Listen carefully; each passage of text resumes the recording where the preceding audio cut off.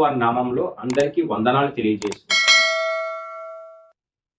చాలా మంది ఆత్మీయ జీవితంలో పడిపోవడానికి కారణము శోధన, భయము, చింతలు, నిరాశ, నిస్పృహ, ఆందోళనలు ఇవన్నిటికీ గురైపోయి ఆత్మీయ జీవితంలో పడిపోయి విశ్వాసాన్ని కోల్పోతూ ఉంటారు.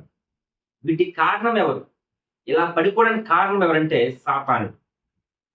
ఎప్పుడైతే సాతానుగడి యొక్క శోధనకు మనము హృదయాన్ని అర్పించుకున్నామో, ఎప్పుడైతే సాతానుగడు పెడుతున్న భయానికి, వాడు పెడుతున్న శోధనకు మనం చెవియొగ్గి, ఎప్పుడైతే మనము వాటిని స్వీకరించుకునే విధంగా ఉంటామో, ఖచ్చితంగా మనము భయంలో పడిపోయి, నిరాశ నిస్పృహలోకి వెళ్ళిపోయి, చింతల్లోకి పడిపోయి మన జీవితాలు నాశనం చేసుకుంటాం. ఏ విధంగా జీవిస్తే సాతానుని ఎదిరించగలం? ఏ విధంగా జీవిస్తే సాతానుడి యొక్క కోటలను బద్దలగొట్టి దేవుని యొక్క కృపలో ముందుకు నడవగలము? ఆ విధంగా జీవించడానికి మనం ప్రయత్నిస్తాం. ఏ విధంగా ప్రయత్నించాలి? నిత్యము ప్రార్థన, విజ్ఞాపన చేత దేవునికి స్తోత్రార్పణలు చెల్లించుకోవాలి. వాక్యానుసారమైన జీవితాన్ని కలిగి వాక్యాన్ని హృదయంలో ఉంచుకొని ఎప్పటికప్పుడు వాక్యాన్ని మనము గుర్తు చేసుకుంటూ నా దేవుడు ఈ విధంగా జీవించమంటున్నాడు కాబట్టి ఈ విధంగా జీవిస్తాను, నేను దేనికి భయపడను. ఎందుకంటే నాకు ధైర్యాన్ని ఇచ్చేవాడు నా దేవుడు. నా దేవుడు వాక్యం అనేది అటువంటి ఆలోచన కలిగి మన జీవితంలో, మన ఆత్మీయ జీవితంలో ముందుకు ప్రయాణిస్తూ ఉండాలన్నమాట.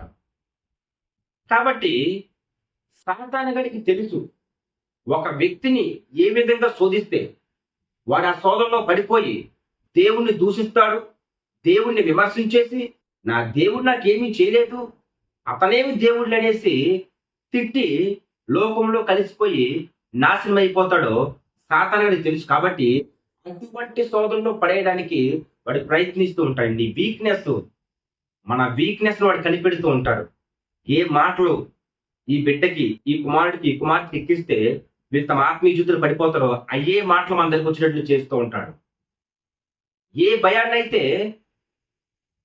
వీటికి రప్పిస్తే ఆ భయాందోళనలో వాళ్ళు ఉండిపోయి నశించిపోతారో అదే భయాన్ని సాతానుడు రప్పిస్తూ ఉంటాడనమాట. ఎంతో మంది ఓన్లీ క్రైస్తవులే కాదు, లోకానుసరమైన బిడ్డలు, దేవుని ఎరగని బిడ్డలను కూడా వాడు ఈ విధంగా మోసం చేస్తూ అన్యాయంగా తమకు తామే ప్రాణాలు కోల్పోయే విధంగా వాడు తయారు చేస్తూ ఉన్నాడు. నా ప్రియ సహోదరి సహోదరి, సాతాని గారిని కూడా చిరాకు పెట్టే విధంగా మనం బ్రతకాలి. ఎంత శోధించినా ఆ శోధనకు లోబడకుండా, ఆ భయాందోళనలో పడిపోకుండా, ఆ చింతలకు లోబడకుండా నా దేవుడు నాకు చేస్తాడనేసి ఒక మొండి పట్టుదలతో ఎప్పుడైతే నువ్వే నేనే జీవిస్తామో వాడు మన పట్ల చిరాకు పడతాడనమాట. ఎందుకంటే దేవుడు మనకు తోడే ఉన్నాడనేసి వాడికి అర్థమవుతూ ఉంటది అనమాట. ఎందుకంటే దేవుని కృప వీడికి తోడే ఉంది. దేవుడు వీడికి బలాన్ని ఇస్తున్నాడు. వీడు శోధనకు గురవ్వకుండా దేవుని యొక్క బలాన్ని పొందుకొని ముందుకు ప్రయాణిస్తున్నాడు. కాబట్టి వీడిని శోధించడం కష్టం అనేసి వాడే చిరాకు పుట్టి నీ దగ్గర నుంచి వెళ్ళిపోయేటట్లు మనం బ్రతకాలి. దానికి బైబుల్ ఒకరే ఒక నిదర్శనము, ఆయన యోబు అనమాట. యోబు ఏ విధంగా బ్రతకాడు? యోబుకు సాతానుడు ఒకటే అంటాడు అనమాట దేవునితో, నీవు యోబుకు సర్వ సంపదలు ఇచ్చావు, ఆస్తులు ఇచ్చావు, కుమారులు ఇచ్చావు, ఎద్దులు ఇచ్చావు, గొర్రెలు ఇచ్చావు, ఒంటెలు ఇచ్చావు,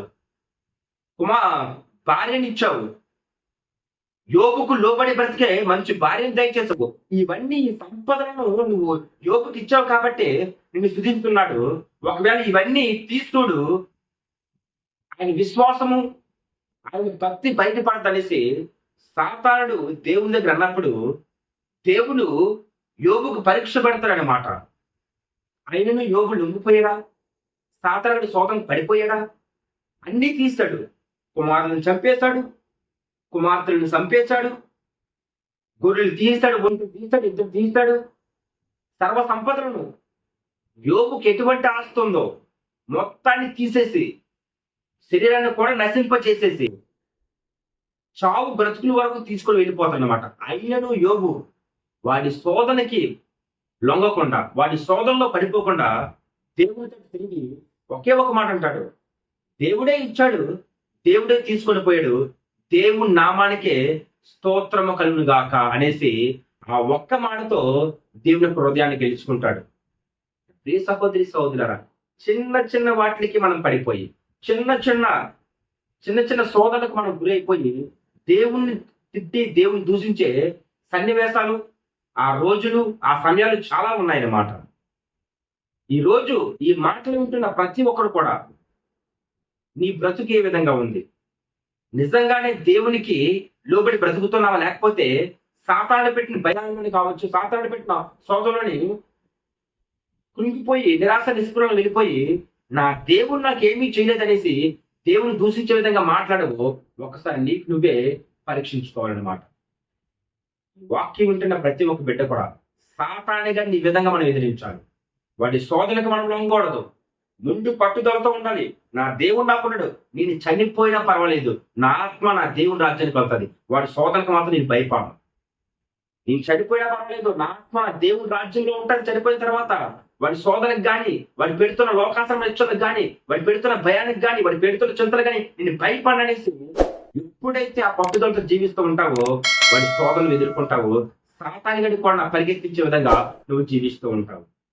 రాత్రికాల సమయంలో ఈ వాక్యం వింటున్న ప్రతి ఒక్కరు కూడా తమ జీవితాలు ఏ విధంగా ఉన్నాయి? సాతాను ఎదిరించే విధంగా ఉన్నాయా? లేకపోతే ఆత్మీయ జీవితంలో పడిపోయి దేవునికి అవమానకరంగా జీవించే విధంగా ఉన్నాయా? అవమానకరంగా తెప్పించే విధంగా మనం జీవిస్తున్నామా? ఒకసారి మనకు మనం గుర్తించుకొని అటువంటి జీవితంలో ఒకవేళ బ్రతికితే దేవుని దగ్గరికి వెళ్ళి మోకరించి అని క్షమించండి ప్రభా, మీతో కలిసి జీవించడానికి కోరుకుందా తండ్రి అని ఏర్పరచుకోండి ప్రభా అనేసి దేవుని దగ్గర ప్రార్థించుకుందాం, దేవుని అడుగుదాం. చిన్న వాక్యము దేవుడు దీవించుగాక. ఆమేన్. God bless you. Thank you.